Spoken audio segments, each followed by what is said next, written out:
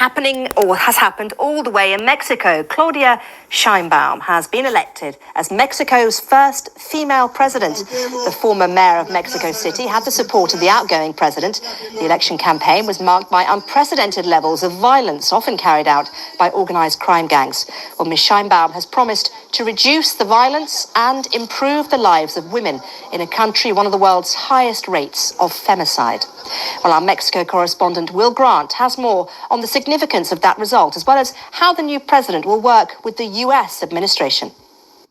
We are at the point where the country's electoral authorities have announced that Claudia Sheinburn, the former mayor of Mexico City, is Mexico's first woman president. A piece of history, an extraordinary piece of history in a country which has been so dominated by men, by machismo in the political sphere for decades, centuries in fact.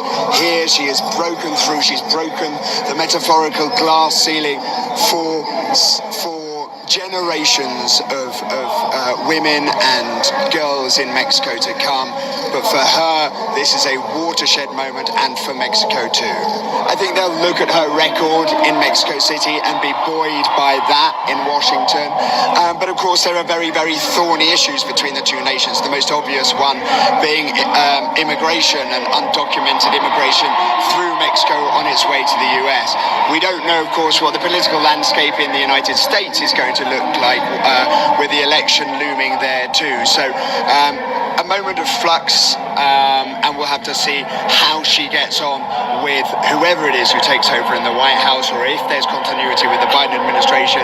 But let's just take a moment to just underline how important this is. Yes, other nations in Latin America have had women presidents, Brazil, Argentina, Chile, but Mexico now has its first female president, an extraordinary moment.